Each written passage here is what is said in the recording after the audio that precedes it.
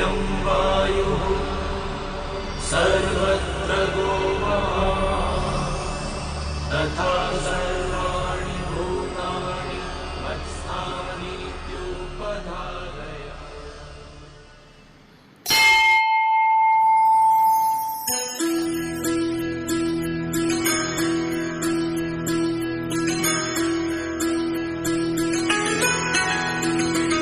अच्युतं केशवं कृष्ण दामोदरम् अच्युतं केशवं कृष्ण दामोदरम् रामनारायणं जानकी वल्लभम् रामनारायणं जानकी वल्लभम्। कौन कहते हैं भगवान आते नहीं, कौन कहते हैं भगवान आते नहीं, तुम मीरा के जैसे बुलाते नहीं, तुम मीरा के जैसे बुलाते नहीं।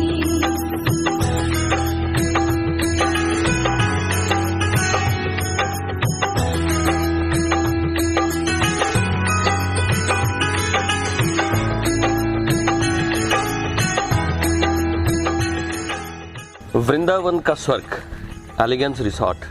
कृष्ण भक्तों ने एलिगेंस रिसॉर्ट को वृंदावन का स्वर्ग कहना शुरू कर दिया है, क्योंकि वृंदावन के एलिगेंस रिसॉर्ट में एक खूबसूरत पावन मंदिर है राधा कृष्ण का। उसे देखने के लिए कृष्ण भक्त दूर दूर से एलिगेंस रिसॉर्ट में आते हैं।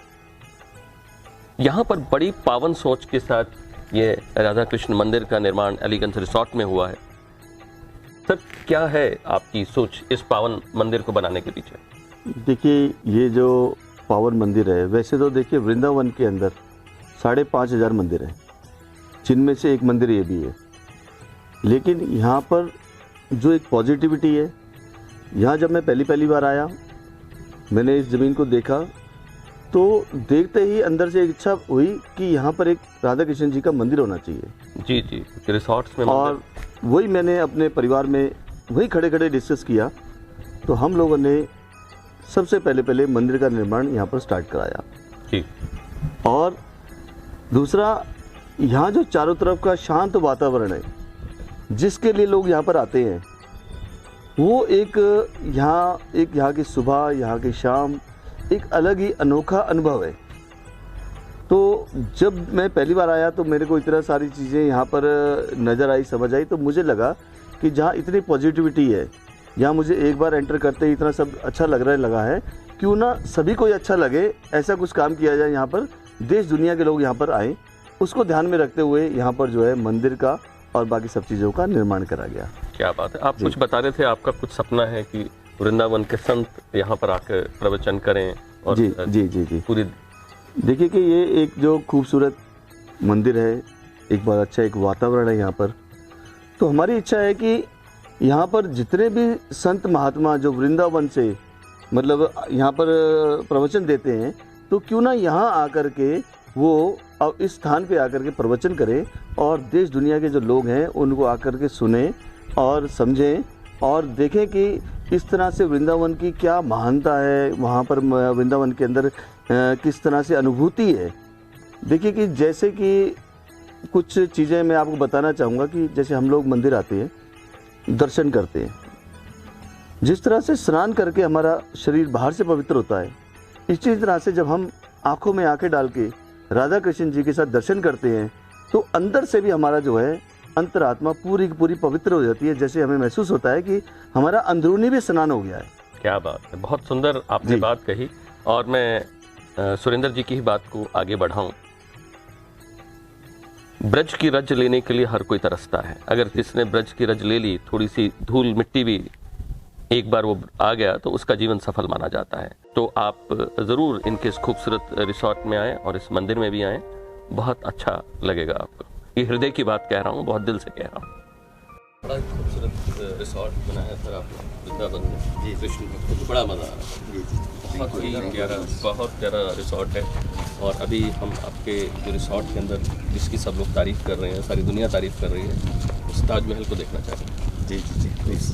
तो उस ताजमहल की तरफ चलते हैं। आइए जी वृंदावन के किसी रिसोर्ट में खूबसूरत ताजमहल बना है। जी जी जी ये अच्छा। देख रहे हैं मेरे अरे वाह वाह, जो बेहद वृंदावन का ताजमहल है, जी जी जी, और ये बड़ा इंस्पिरेशनल है, अरे वाह लव का सिंबल है, आप जानते ही हैं। क्या बात है, क्या बात, मंत्रमुग्ध हो रहा हूँ मैं इसको बिल्कुल Yes, देख करके। और ऐसा ये- लग रहा है आगरा में पहुंच गए Yes, हैं। yes. और ये आपको पता मालूम ही है कि 7 वंडर्स में आता है, बिल्कुल बिल्कुल तो हम बिल्कुल। लोगों ने इसको वृंदावन में यहाँ पर बनाया। क्या बात है, क्या बात है, क्या जी, सोच जी। थी इसके पीछे? देखिए यहाँ पर जितने भी टूरिस्ट आते थे तो उनसे पूछा जाता था कि कहाँ से आ रहे हैं, आगरा से आ रहे हैं, कहाँ जा रहे हैं, आगरा जा रहे हैं।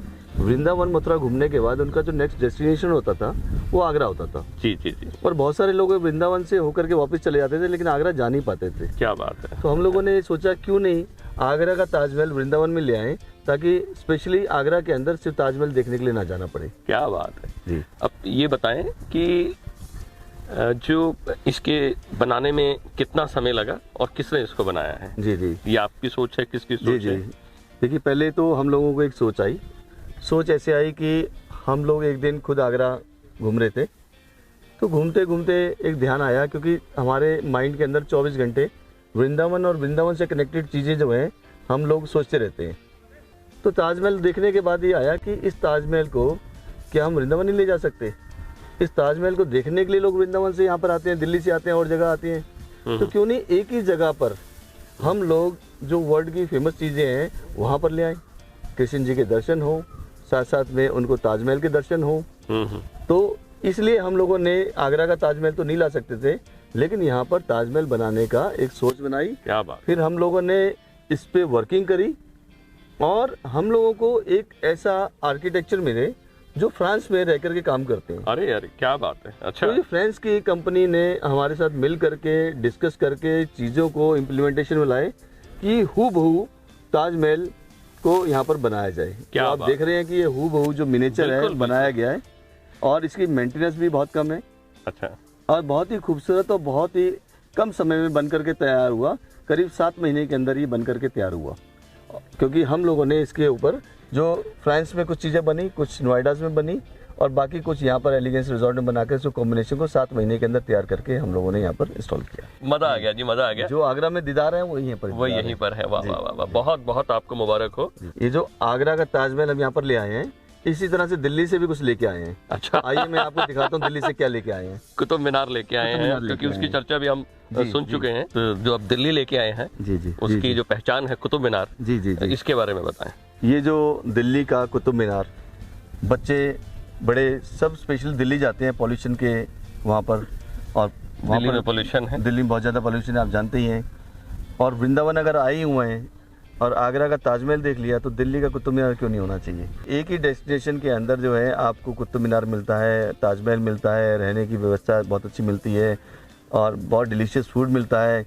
इवन कि यहाँ पर जो एक डेस्टिनेशन का वेडिंग का बहुत बड़ा चार्म है, ये वृंदावन का डे बाय डे बढ़ रहा है। इन्हीं सब चीज़ों को भी देखते हुए हम लोगों ने इन चीज़ों को एडिशन किया है। तो एक थीम का और भी पार्ट है जो स्विस कॉटेजेस कहते हैं।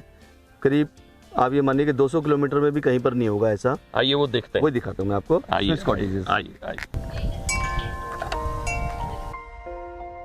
अरे वाह, ये तो एंट्रेंस पे ये खूबसूरत सा गेट लगा है और ये विंड चेन लगी है, जी जी। प्यारी प्यारी सी खूबसूरत सी घंटियां। क्या मतलब है इसका और सर क्या है ये? ये देखिए जो विंड चेम है, जब भी ये हवा चलती है, हल्की सी हवा भी चलेगी, हवा का झोंका भी आएगा, तो हमारे पास ये जो 2 विंड चेम है, इसके पीछे एक लॉजिक है। एक हमारी राधा रानी जी है, एक हमारे वो कान्हा जी है। क्या बात है, तो राधा रानी जी और कान्हा जी आपस में बातें करते हैं। क्या बात है, क्या यहाँ बात से राधा रानी जी का कुछ बातचीत जाती है, तो वहाँ से कान्हा जी के आवाज आती है। क्या बात है। तो ये विंड चेम का जो एक लॉजिक दिया गया है, दोनों राधा रानी और कान्हा जी का कॉम्बिनेशन है। आप हमारे इस स्विस कॉटेजेस में किसी भी एरिया में खड़े हो जाएंगे तो आपको साउंड बिल्कुल प्रॉपर एग्जैक्ट मिलेगी। क्या बात इस है। कॉर्नर पे भी वही आवाज आएगी, उस कॉर्नर पे भी आएगी। अगर आप आंखें बंद करके साउंड की डायरेक्शन को चेक करेंगे तो आपको ये महसूस नहीं होगा कि साउंड कहाँ से आ रही है, क्या बात क्योंकि है। इस साइड और साइड दोनों का कॉम्बिनेशन मिक्स करके एक जो जनरली म्यूजिक क्रिएट होता है, वो एक वास्तविक एक आनंद अनुभूति प्राप्त होती है इससे। बिल्कुल ऐसा लग रहा है कि हम जी। स्वर्ग में एंटर हो रहे हैं। तो अब आपका ये स्वर्ग अंदर से भी देखते जी। हैं और इस स्विस कॉटेज को हम अंदर से देखते हैं। जी जी।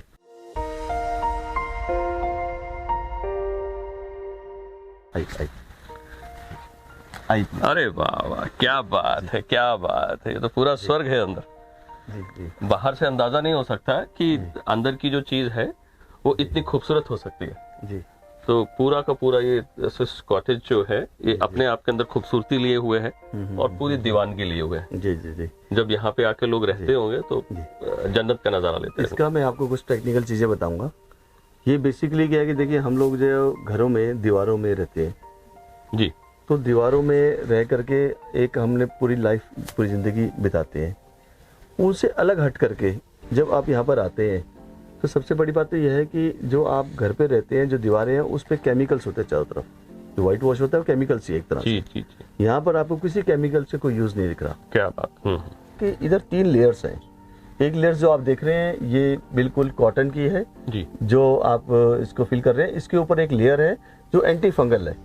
एंटी फंगल लेयर से कोई भी चीज़ बाहर की कोई भी रेडिएशन या कोई भी चीज़ें वहाँ अंदर आके क्रॉस नहीं करती है। क्या बात। इसके ऊपर जो एक प्रोटेक्टिव लेयर और है जहाँ से हीट और जो आपकी ठंड है कोल्ड है उससे प्रोटेक्शन होता है। क्या बात। तो इस तरह से टेक्निकल चीज़ों का भी यहाँ समावेश है जिसकी वजह से यहाँ पर आपको आकर के अलग डिफरेंट फील आती है। जी बिल्कुल, हमें अंदर से ऐसा लग रहा है कि हम स्वर्ग में हैं और अपने शो की तरफ से एक बार फिर से जी आपको पूरे विश्व को ऐसी खूबसूरत चीज देने के लिए जी। शुभकामनाएं। थैंक यू जी। विश्व का कोई स्कूल, कोई कॉलेज, कोई यूनिवर्सिटी आपकी पर्सनालिटी को इनहेंस नहीं कर सकता और इसके लिए हम अपने शो में ऐसे ऐसे लोगों को लेके आए हैं, ऐसी ऐसी शख्सियतों को लेके आए हैं जिनकी पर्सनालिटी के दम पर उन्होंने अपना एक मकाम बनाया है, आसमान को छुआ है। ऐसी ही पर्सनालिटी से आज हम आपकी मुलाकात करवाने जा रहे हैं और उनका नाम है सुरेंद्र उत्रेजा। जी हाँ, सुरेंद्र उत्रेजा जी का जन्म फरीदाबाद में हुआ। साधारण सी बिजली की दुकान पर काम करते थे, लेकिन उनके मन में संकल्प था कि मुझे अपने जीवन में कुछ बड़ा करना है और उन्होंने 5 स्टेट्स के अंदर रियल एस्टेट का काम किया और आज जबरदस्त बिजनेस टाइकून है। उन्हें रवीना टंडन, सुष्मिता सेन, शेखर सुमन जैसे एक्टर से अवार्ड मिला है और देश की राज्य सरकारों ने, केंद्र सरकारों ने उनको सम्मानित किया है और बिजनेस टाइकून माना है। मैं आमंत्रित करता हूं सुरेंद्र उत्रेजा जी को ताकि हम उनसे पर्सनालिटी इनहेंस करने के लिए कुछ टिप्स ले सकें। सुरेंद्र उत्रेजा साहब, हम आपका स्वागत करते हैं अपने इस मंच पर। Please sir, have a seat. Thank you. जैसा कि मैं आपको बता रहा था कि हम जानेंगे सुरेंद्र उत्रेजा जी की कहानी उन्हीं के जबानी। बहुत बहुत नमस्कार सर। हम चाहते हैं कि आप अपनी जर्नी बताएं कि किस तरह से आप एक बिजली की दुकान में बैठा करते थे और किस तरह से आप उससे आगे उठ करके अपने पर्सनालिटी के बलबूते जी जी जी आप आगे बढ़े। जी सर। जी। देखिए कि मेरी स्कूल लाइफ में हम लोग जब पढ़ा करते थे तो ये मानिए कि लर्निंग और अर्निंग बचपन से ही 12 साल से स्टार्ट हो गई। मेरे फादर जिनकी इलेक्ट्रिकल शॉप थी और साथ साथ ही जॉब किया करते थे और शाम को ही जब वो जॉब करके सीधा शॉप पे आया करते थे तो हमारी एक ड्यूटी थी कि हमें जा कर के शटर खोल करके दुकान ओपन करके साफ़ सफाई करके वहाँ बैठना। जब हमारे फादर आएंगे तो वो फादर शॉप को संभाल लेंगे, फिर हम लोग जा कर के अपना होमवर्क करेंगे और जो स्टडी है उसको कंप्लीट करेंगे। तो इस तरीके से हम लोगों ने 12 साल की उम्र में ही काम करना स्टार्ट कर दिया और जैसे जैसे वक्त बदलता रहा, वक्त के साथ साथ अपनी जो आने वाली लोगों की डिमांड थी उसको समझना शुरू किया और समझते समझते धीरे धीरे एक रियल इलेक्ट्रिकल शॉप से इलेक्ट्रॉनिक्स के बिज़नेस में आना, इलेक्ट्रॉनिक्स से फिर डिस्ट्रीब्यूशन के बिज़नेस में आना, डिस्ट्रीब्यूशन से फाइनेंस कंपनी बनाना और फाइनेंस कंपनी से रियल एस्टेट में आना। जैसे जैसे वक्त की डिमांड आती रही हम अपने आप को उसी तरीके से डिमांड के अनुसार ही मार्केट में जो चीज़ों के लेकर के आगे बढ़ते रहे और शायद यही वजह है कि समय अनुसार अपने आप को बदलते रहने के कारण से और इतने सालों बाद आज 5 स्टेटों में इतने सारे प्रोजेक्ट करने का मौका मिल रहा है।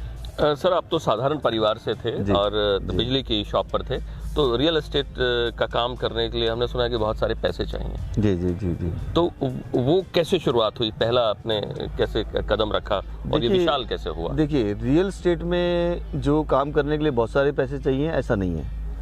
किसी भी बिजनेस के अंदर कुछ भी करने के लिए पैसा चाहिए ऐसा नहीं है।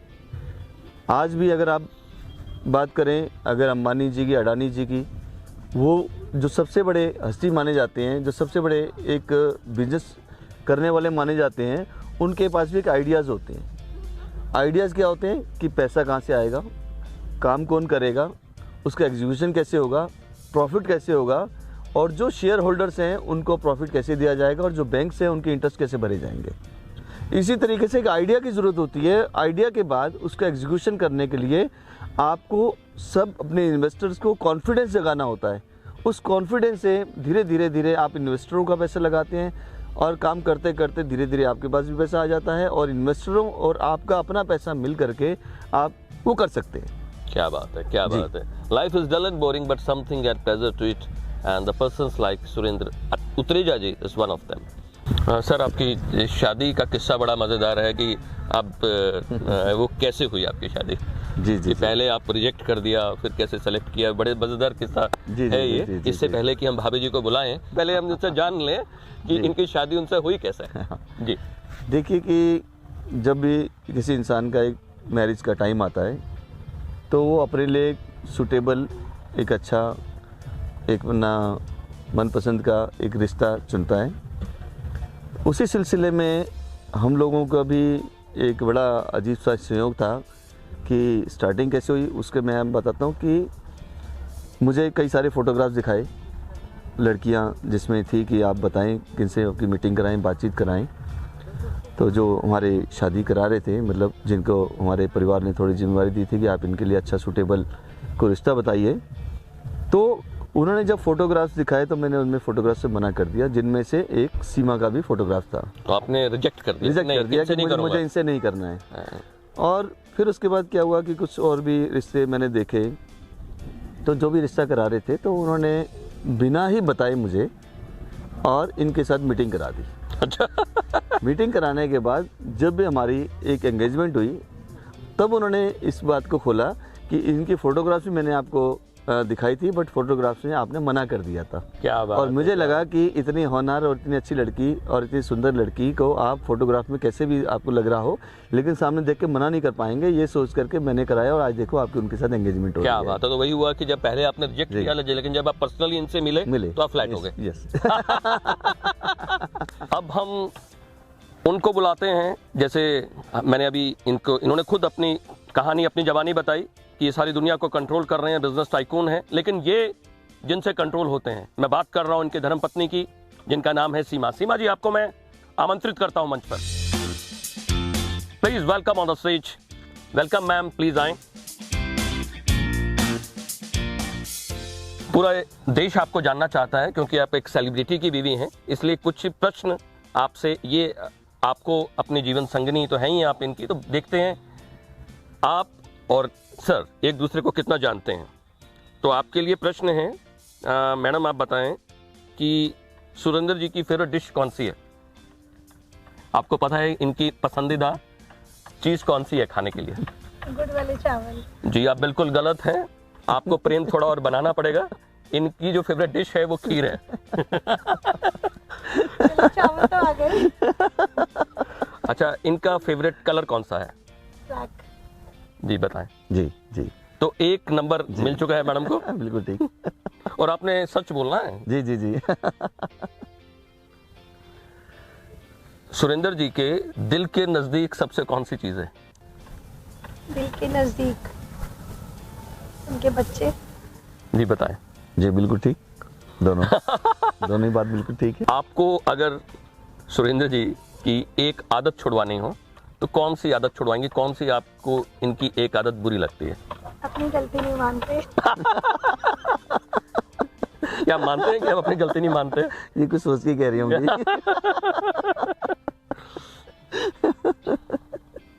देखो, मैंने इनसे शादी करी, ये मैंने गलती करी, मैं नहीं मानता।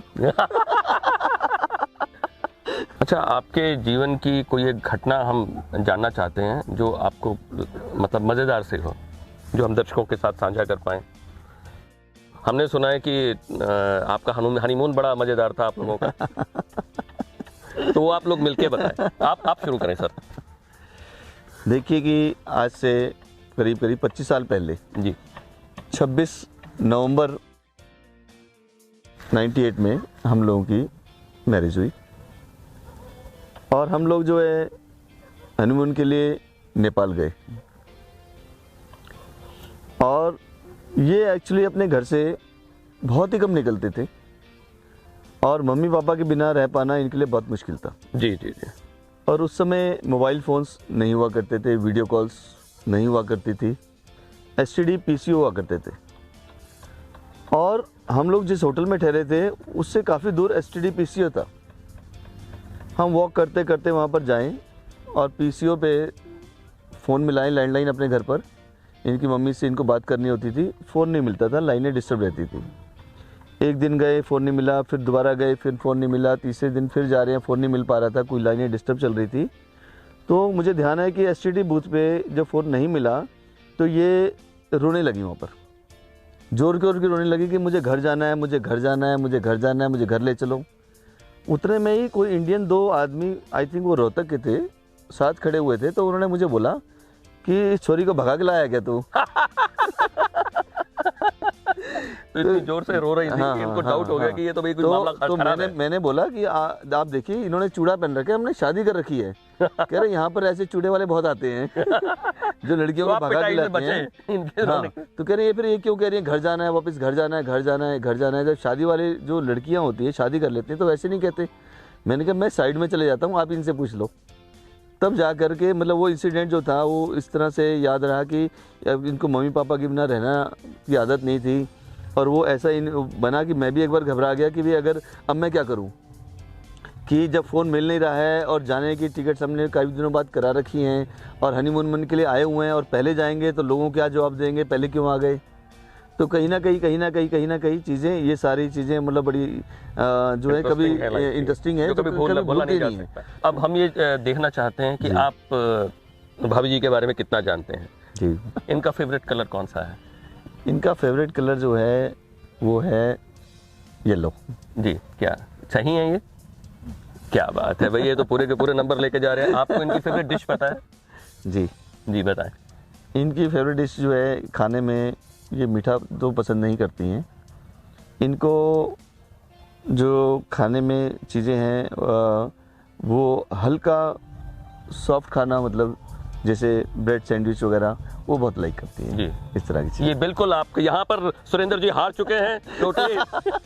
जी बताएं भाभी जी। मुझे मसाला चाय बहुत अच्छी लगती है। क्या बात है, तो थोड़ा और एक दूसरे को, ये देखिए पति पत्नी का जो रिश्ता है जी। आज इसलिए भी हमने भाभी जी को आमंत्रित किया कि जब एक आदमी बिजनेस टाइकून बन जाता है तो वो सारे समाज का हो जाता है, विश्व का हो जाता है, घर में कम समय दे पाता है, ऐसा ही होगा मेरे ख्याल से। और क्योंकि इनके जो गुरु हैं स्वामी विवेकानंद, इन्होंने बताया, और स्वामी विवेकानंद के साथ भी ऐसा था कि वो अपने प्रचार प्रसार के लिए, देश के लिए जगह जगह पर पूरे देश में घूमते थे, अपने विचारों का लोगों तक पहुंचाते थे। तो ऐसे ही हमारे सुरेंद्र उत्रेजा जी साहब हैं कि जब ये पूरे स्टेट्स के अंदर, पूरे इंडिया के अंदर जगह जगह रियल एस्टेट का बिजनेस कर रहे हैं, अच्छे अच्छे घर पूरे देश को बना करके दे रहे हैं, तो निश्चित तौर पर कुछ समय ऐसा होता होगा जो चाह करके भी घर में समय नहीं दे पाते होंगे, कम दे पाते होंगे। ये भाभी जी ने भी लेकिन कहा कि जब भी समय मिलता है कि फैमिली की तरफ ये अपना समय देते हैं, तो यही शायद इनकी पर्सनालिटी की सबसे अच्छी बात है। अब समय हो गया है कि मैं शो के प्रोड्यूसर को आपसे मिलवाऊं। हमारा जो ये शो है वो इसलिए है कि आपके लिए हम टिप्स लेके आए हैं, वो भी हम सुरेंद्र उत्रेजा जी से पूछेंगे, भाभी जी से भी बीच में कुछ सवाल होंगे। और मैं अपने जो शो के प्रोड्यूसर हैं उनको स्वागत के लिए बुलाता हूँ, संगीत जी, इस शो के प्रोड्यूसर संगीत जी हमारे बीच में। राधे राधे। और मैं पर्सनली तौर पर संगीत भाई आपको इस बेहतरीन शो को प्रोड्यूस करने के लिए शुभकामनाएं देता हूं। बहुत अच्छा शो है और बहुत दिल से हम लोग बना रहे हैं। आइए प्लीज़। अब एज ए शो के प्रोड्यूसर मैं चाहूँगा कि आप कुछ हमारे आज के मेहमान सुरेंद्र उत्रेजा जी से कुछ भी आप पूछें। तो सुरेंद्र जी, आपसे एक ही प्रश्न मेरा है, क्योंकि वृंदावन धाम आए हैं, आपके यहाँ पर आए हैं, श्री जी के धाम पर हम यहाँ पर आए हैं, बहुत अच्छा लगा।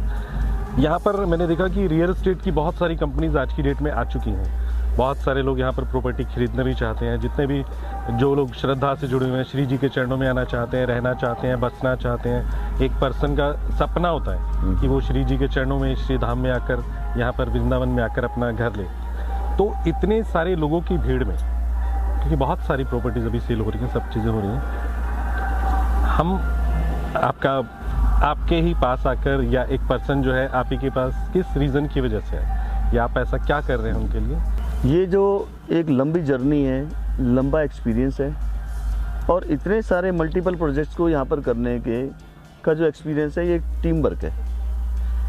और आप कह रहे हैं कि हमसे ही क्यों लोग जुड़ते हैं या क्या बात है, इसकी एक बहुत बड़ी वजह है। यहाँ पर वृंदावन है, वृंदावन की पावन भूमि है।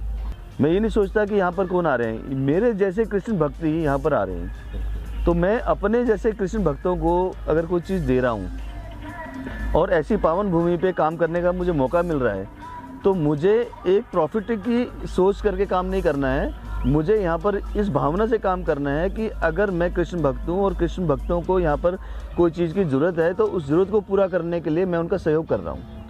मैं काम नहीं कर रहा हूँ, हमारी टीम है पूरी, वो टीम कंपनी की जो पूरी टीम है वो डेडिकेटेड है, दिन रात यही सोचती है जैसा हमारी सोच है कि कृष्ण भक्तों को एक अच्छा आवाज़ देना, कृष्ण भक्तों को अच्छा एक माहौल देना और एक नेक नियत और ईमानदारी से पावन भूमि पे काम करके एक अपना जो ब्रांड है उसको क्रिएट किया हुआ है, जिसके बेसिस पे हम लोग इतने प्रोजेक्ट डिलीवर कर पाए हैं हम लोग। जी बहुत बहुत बढ़िया। एक प्रश्न और इसी के साथ में मेरे मन में आ रहा है, इस प्रोजेक्ट में जो आप प्रोजेक्ट अभी डिलीवर कर रहे हैं, आपने किए हैं, और ये नया वाला प्रोजेक्ट, इसमें और उन सब में क्या समानताएं हैं या कुछ ऐसा कुछ कि इसमें कुछ आप डिफरेंट कुछ देना चाह रहे हैं? कुछ ऐसा कुछ? देखिए, हमारा हर प्रोजेक्ट आने से पहले उसके ऊपर पूरा एनालिसिस होता है। राइट। सबसे इम्पोर्टेंट चीज़ क्या होती है, समय अनुसार चीज़ों को समझ पाना और उस विज़न से काम करना जिससे मार्केट में आने वाली डिमांड को पूरा किया जा सके। दिल्ली जैसे बहुत कंजेस्टेड एरिया में लोग रह रहे थे, कोरोना में हम लोगों ने फील किया कि वो उस जगह से निकलना चाह रहे हैं और ऐसी जगह आना चाह रहे हैं जहाँ पर उनको बच सके। वहाँ क्या था, एक आदमी सांस ले रहा है, वही सांस छोड़ रहा है, दूसरा आदमी सांस ले रहा है, तीसरा आदमी ले रहा है, वही सांस ले रहा है, वही सांस सब लोग ले रहे हैं और छोड़ रहे हैं। हर आदमी उस समय क्या चाह रहा है कि उसका एक छोटा सा सेकंड होम अपने दिल्ली से दूर होता तो जल्दी बच जाते। और यकीन मानिए कि ये कोरोना के काल के अंदर भी हम जिस रिजॉर्ट में, यहाँ पर एलिगेंस रिजॉर्ट है वृंदावन का, बैठे हुए हैं, लोग जो निकल के यहाँ आता रहा 100% लोग यहाँ बचे उस दिन भी, और उस समय उस महीनों के दौरान भी यहाँ पर पूरा फुल था। गवर्नमेंट ने हमसे हेल्प मांगी कि आपका जो ये एलिगेंस रिजॉर्ट है, क्यों ना इसको क्वारंटाइन सेंटर बना दिया जाए। तो हम लोगों ने उनके प्रपोजल को एक्सेप्ट किया और यहाँ क्वारंटाइन सेंटर बना। और यकीन मानिए कि वृंदावन की पावन भूमि के अंदर सबसे बड़ा चैलेंज ये था मेरे और मेरे परिवार के लिए कि हम अपनी प्रॉपर्टी को क्वारंटाइन सेंटर बना रहे हैं। और ऐसे क्वारंटाइन सेंटर में मेरा जो स्टाफ था उनको एक बड़ा पैनिक था कि यहाँ पर सभी को कोरोना हो जाएगा हम लोगों को, क्योंकि कोई हिमाचल से, कोई उत्तराखंड से, अलग अलग स्टेटों से आकर के हमारे यहाँ पर एम्प्लॉई एलिगेंस रिजॉर्ट में रुके हुए थे और काम कर रहे थे। यही हो रहा था, कोरोना दूर हो जाएगा तो रिजॉर्ट को दोबारा स्टार्ट किया जाएगा, तो अपना यहीं रह रहे थे वो। और यकीन मानिए कि जब डॉक्टर ने ये बोला कि आप बिल्कुल चिंता ना करें, हम लोग पूरी आपके साथ हैं, आप खुद चल करके एक मोटिवेशन इनका बढ़ा सकते हैं। उस क्वारंटाइन सेंटर के अंदर मैं खुद यहाँ पर रहा और इतना पैनिक था, फर्स्ट वाले जो आपका जो वेव्स आई थी, फर्स्ट वेव में इतना पैनिक था कि ये नहीं लग रहा था कि कब क्या हो जाएगा। उस दौरान भी मैं पेशेंट के बीच में मूवमेंट करता रहा और यकीन मानिए कि हर पेशेंट यहाँ पर ठीक होके गया और हमारे पूरे स्टाफ में किसी को कोरोना नहीं हुआ, इवन कि हम लोग बिल्कुल सेफ रहे। क्या बात। तो ये एक बहुत बड़ी बात है कि डिमांड के अनुसार वृंदावन में लोग आना चाह रहे थे, रुकना चाह रहे थे, उसके बाद भी यहाँ पर बहुत ज़्यादा है। आज देखिए बहुत तेज़ी क्यों है, लोग यहाँ पर आना चाहते हैं, यहाँ बसना चाहते हैं, यहाँ रहना चाहते हैं, यहाँ सेकंड होम चाहते हैं, ताकि कभी कोई आपदा हो अपनी फैमिली के साथ निकल करके आ करके यहाँ पर अपने आप को बचाया जा सके। अभी आपको भारत गौरव रत्न अवार्ड मिला है। मथुरा के अंदर 22 जनवरी को एक प्रोग्राम हुआ जिसमें रेनबो चैरिटेबल ट्रस्ट ने सोशल अवेयरनेस जो यूनिवर्सिटी है फ्लोरिडा में, उसकी तरफ से आपको भारत गौरव रत्न अवार्ड मिला है। हाल ही में भी मिला है। तो उत्तराखंड के एमपी नरेश बंसल जी की तरफ से आपको अवार्ड दिया गया है। उत्तराखंड के अंदर जो आपने जबरदस्त काम किए हैं वृंदावन के अलावा, तो उसके विषय में बताएं। देखिए क्या है कि हम लोग जो सोशल काम रेगुलर बेसिस पे करते रहते हैं, जैसे कि ब्लड डोनेशन कैंप लगाना, उसके अलावा जो गरीब बच्चे हैं मतलब उनको कोई शादियाँ कराना, उनके विवाह का सारा मतलब आयोजन कराना, और इसके अलावा जितने भी जो डिसेबल लोग हैं उनके ऊपर स्पेसिफिक काम करना और उनको गाइड करना इवन, और दूसरा EWS इकोनॉमिक वीकर सेक्शन के जो लोग हैं उनको कम से कम कॉस्ट में मकान देना, इवन उसके नो प्रॉफिट नो लॉस पे भी काम करना।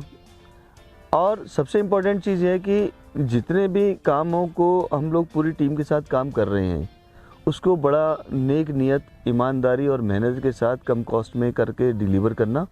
और मोस्ट इम्पोर्टेंट जो इतने सालों से हम लोग काम कर रहे हैं, जिसको हम 2023 के अंदर एग्जीक्यूशन करने जा रहे हैं, वो है वृद्धाश्रम।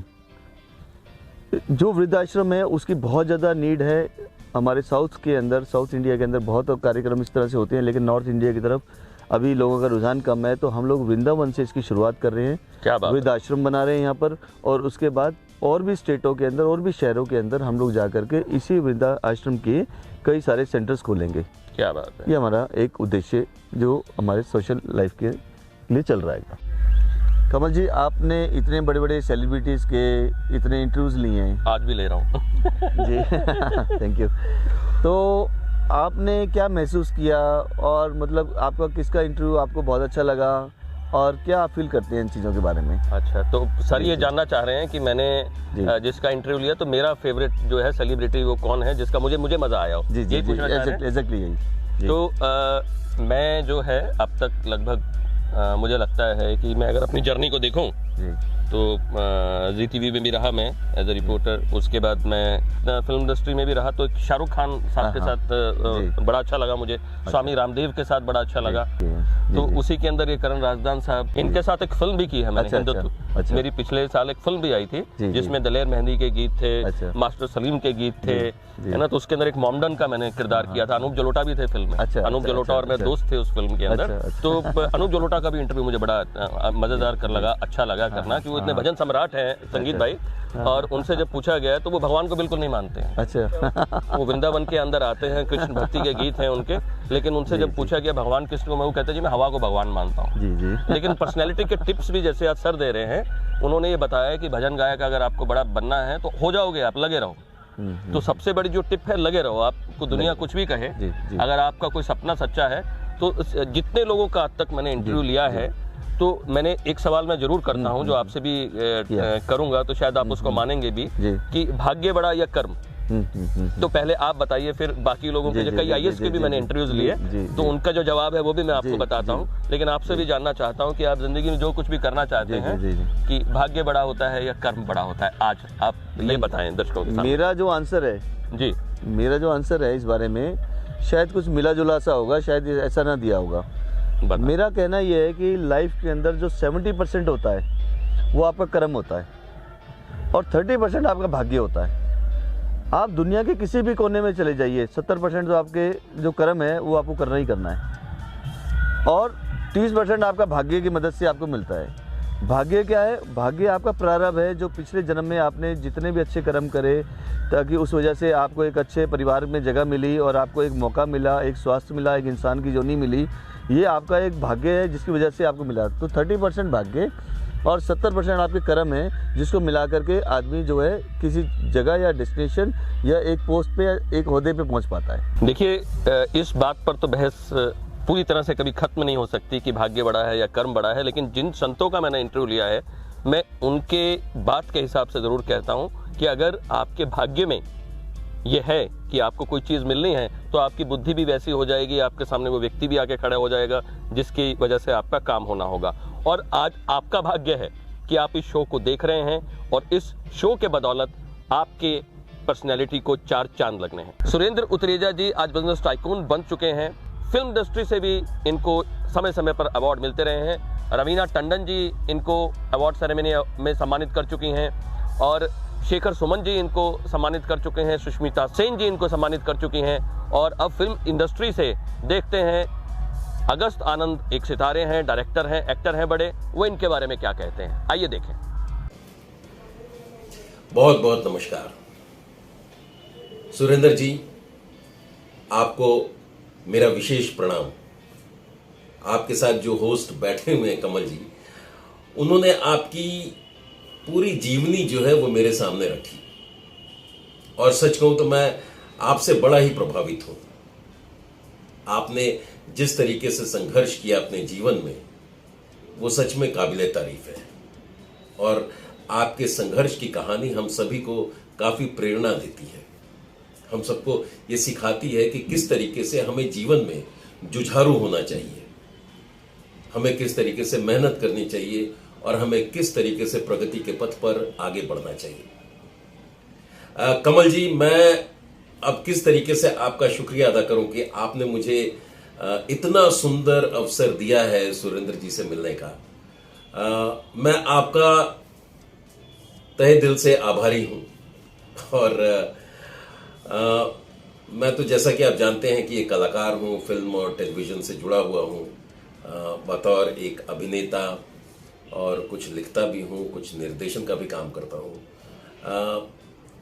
तो जैसा कि आपने मुझे पहले से ही बताया था, सुरेंद्र जी की जो कहानी है, जो उनके जीवन की यात्रा है, वो सच में उसने मुझे प्रभावित किया। और मैं चाहता हूं कि इनके जैसी जो कहानियां हैं वो लोगों तक पहुंचे, और वो इसलिए पहुंचे किसी भी माध्यम से, चाहे वो किताबों के माध्यम से हो, चाहे फिल्म के माध्यम से, चाहे उनकी बायोपिक ही क्यों ना हो, जो सिल्वर स्क्रीन के लिए बने या सिनेमा हॉल में जिसे आके दर्शक देख सकें।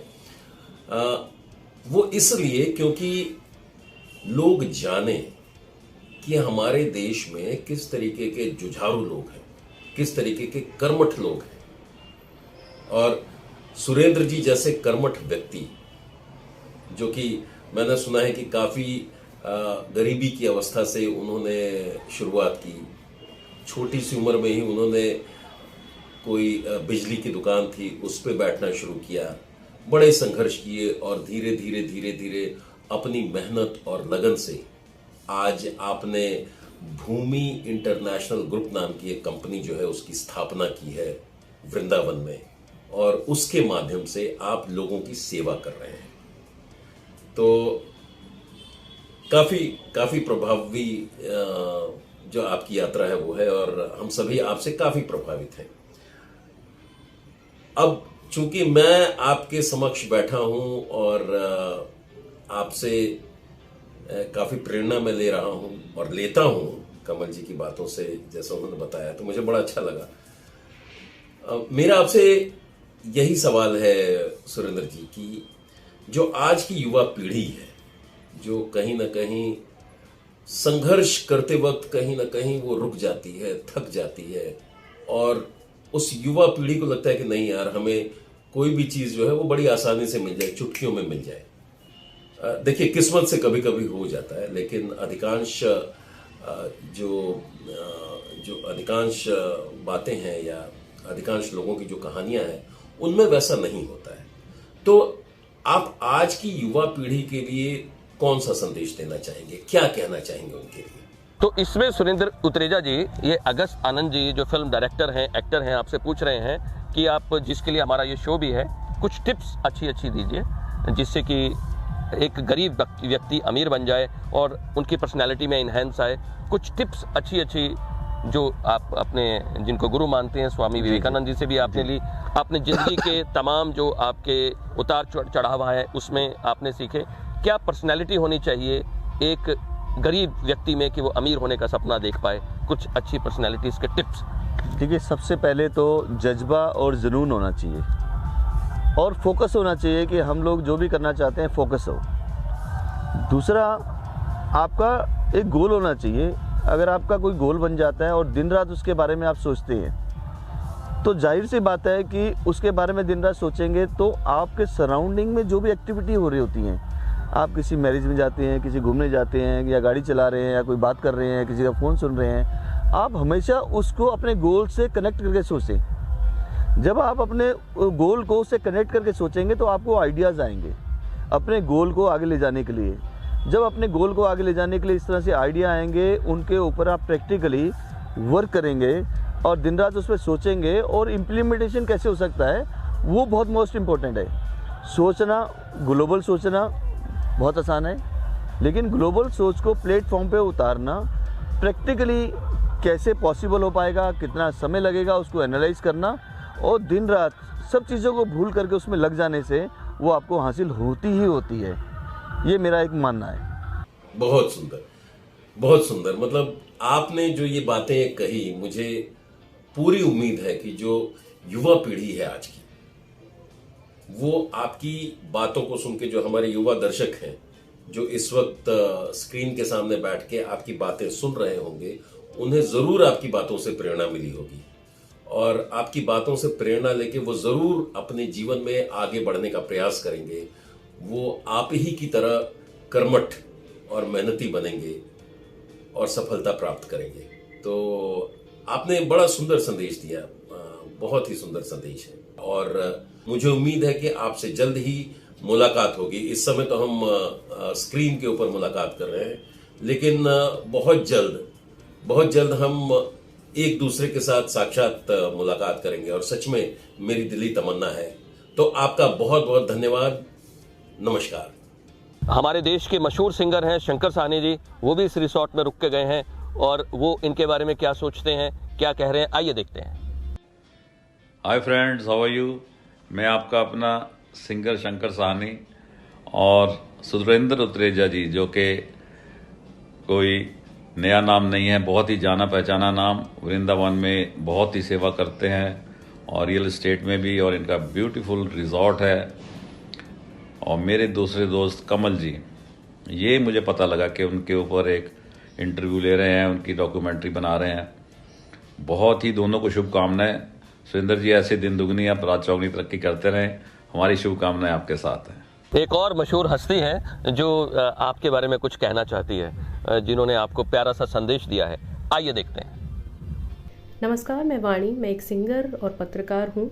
मुझे संगीत आनंद जी और कमल जी द्वारा पता चला कि सुरेंद्र उत्रेजा जी ने वृंदावन में एलिगेंस रिजॉर्ट एक नई शुरुआत की है, बनाया है अपना। तो उनको बहुत बहुत शुभकामनाएं पहले तो, और ये 2 लाइन उनके लिए, उनके रिजॉर्ट के लिए, उसकी खूबसूरती के लिए। कृष्ण भक्तों ने ये जाना वृंदावन का है ये दुलारा, कृष्ण भक्तों ने ये जाना वृंदावन का है ये दुलारा, खूबसूरत रिजॉर्ट है सुरेंद्र जी तुम्हारा, खूबसूरत रिजॉर्ट है सुरेंद्र जी तुम्हारा। राधे राधे। श्री राधे श्री राधे श्री राधे। तो इस कार्यक्रम के जरिए हमने आप तक पहुंचाई टिप्स, जिससे कि आप अपने सपनों को कर सकते हैं सच। तो उम्मीद है हमारे इस प्रोग्राम के जरिए आपने बिल्कुल बहुत कुछ सीखा होगा। नई पर्सनालिटी के साथ नए प्रोग्राम में आपसे हम फिर मुलाकात करेंगे। बहुत बहुत आपका शुक्रिया, धन्यवाद। लेकिन उससे पहले हम इनको देना चाहते हैं गिफ्ट हैम्पर, जो आया है एमिल आयुर्वेदा की तरफ से, इनके लिए भेजा है। Aimil Ayurveda Aimil pharmaceutical private limited का ही एक पार्ट है, जिसके अंदर की कॉस्मेटिक आइटम्स हैं बहुत सारी। तो एक कॉस्मेटिक आइटम्स की आयुर्वेदा, एमिल आयुर्वेदा की तरफ से गिफ्ट हैम्पर हम सर को पेश करते हैं। जी थैंक यू। हम चाहते हैं कि शो के प्रोड्यूसर एमिल आयुर्वेदा की तरफ से, एमिल फार्मास्यूटिकल्स की तरफ से इनको ये गिफ्ट हैम्पर दें। Thank you. और साथ ही हम देखते हैं कि एमिल फार्मास्यूटिकल्स के जो जनरल मैनेजर हैं डॉक्टर राजन हांडा, इन्होंने इनके लिए क्या संदेश भेजा है। जी। Myself Rajan Handa, general manager Indian MNC Emil pharmaceuticals India limited, Emil group of companies, Emil pharmaceuticals, Emil health care, Emil Ayurveda, Emil vet care and Emil Junior Smiles. Going to share about Mr. Surendra Utreja, who has participated with us in a few events aimed at noble cause. Mine is this small contribution in Mr. Reheja's noble task. Thanks. Aimil Ayurveda का मैं बहुत बहुत धन्यवाद करता हूँ। Thank you so much, शुक्रिया, thank you, love you all, धन्यवाद। Picture अभी बाकी है मेरे दोस्त। सास ससुर की जो बातें हैं,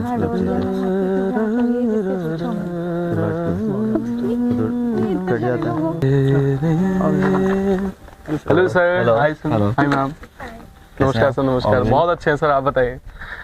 सर मेरा नाम है रोहित और he is mister Gaurav. Thank you sir, thank you so much. बहुत ही अच्छा लग रहा है आपसे मिलके आज फाइनली, और ये खूबसूरत रिजॉर्ट में। Thank you. और हमारा फर्स्ट टाइम यहाँ पे आना हुआ है और बहुत ही खूबसूरत, बहुत ही सुकून में जगह है ये। और हम काफिला बैंड से बिलोंग करते हैं, आपने नाम सुना ही होगा, काफिला दी बैंड। हम लोगों ने काफी सुना है नाम। जी सर, हम चाहेंगे कि आपके लिए खूबसूरत सा कोई गाना गाएं और एक छोटी सी परफॉर्मेंस भी चाहिए सर आपकी तरफ से। No problem, please carry on. जब कोई बात बिगड़ जाए, जब कोई मुश्किल पड़ जाए, तुम देना साथ मेरा, ओ हमनवा, ओ हमनवा। है ना कोई था जिंदगी में तुम्हारे सिवा, तुम देना साथ मेरा, ओ हमनवा, ओ हमनवा। रोशन चेहरा, जुल्फों का रंग सुनहरा, ये झील नीली आंखें, कोई राज है इनमें गहरा। तारीफ करूं क्या उसकी जिसने तुम्हें बनाया, तारीफ करूं क्या उसकी जिसने तुम्हें बनाया।